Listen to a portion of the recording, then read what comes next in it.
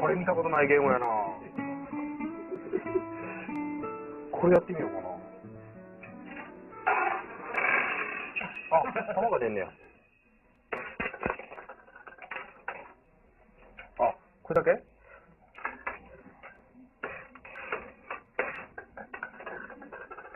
あ、入れ。あ、ここ入れたいな。あ、そういうゲームか。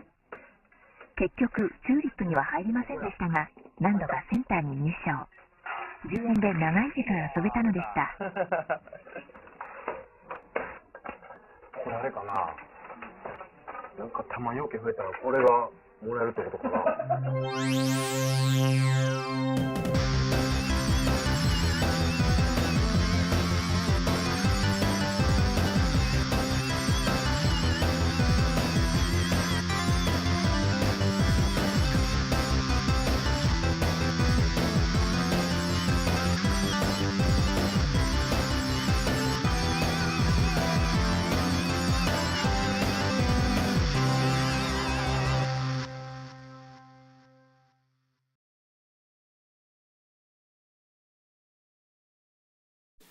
And here we are looking at our first Pachinko game.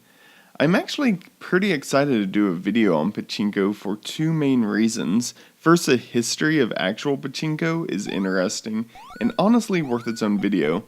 Second, Pachinko for the SG-1000 is kind of a mysterious video game, having been released potentially for just a few short weeks before being replaced by a sequel.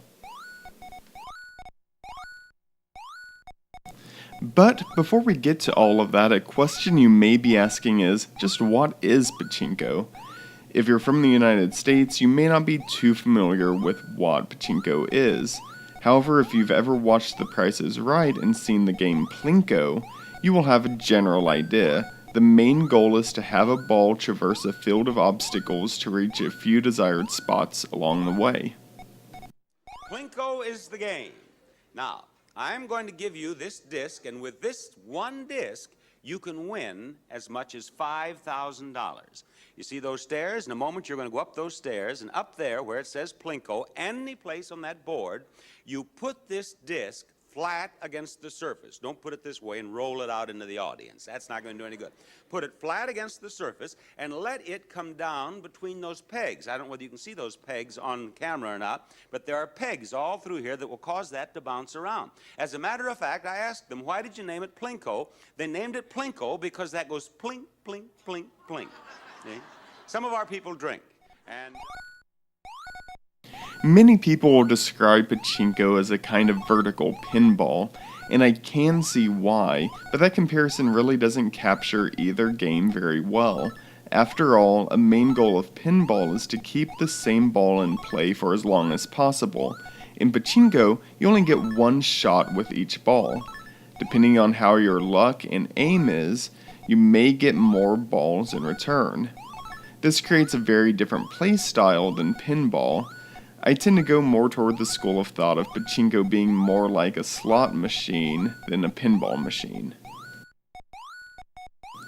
Now, the early days of home console saw a lot of traditional games being converted to video games. Othello, chess, checkers, and many others were pretty big mainstays in the 80s. And there was something about playing Monopoly on the NES that just was never fun. Pachinko falls into kind of the same trap. You lose the tangibles that come from playing the actual game. But Pachinko is a decent simulation. It is a much better simulation than Sega Flipper was for pinball. The physics seem good enough to get the job done, and I imagine the game does play close enough to a real Pachinko machine for 1983 home computer and console standards. However, without the noise, prizes, and actually flipping the lever that you'd get on a real machine, too much is lost. It quickly becomes apparent that you're just hitting a button and watching a simulation do all of the action. But despite what's lost in translation from Pachinko Parlor to Living Room, the game can be kind of cathartic and hypnotic. Something about just mindlessly and repetitively pressing a button while watching a number go up and objects moving frantically on the playfield captivates your attention for a short while. However, the amount of time it captivates you is very short. The graphics are just passable, the sound is annoying, and the controls are pretty poor. It is tough to turn the handle to control the aim while also launching the pachinko balls. It seems you have to do one or the other, which completely slows down the pace, and in terms of pachinko, that seems to kill any enjoyment.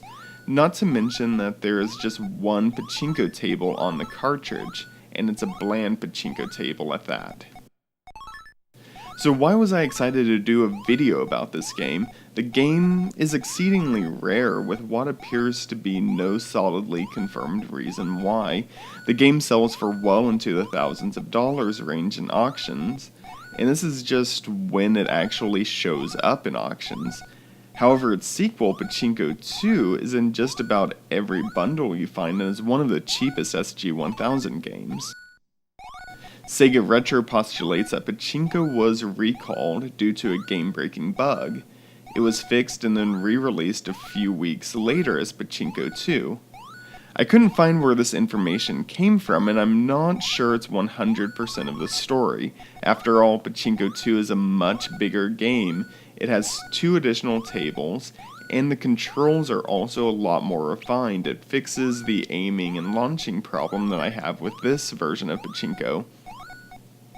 So it could be a recall and fixing, however the quick turnaround of just a couple weeks seems out of place for such a large update.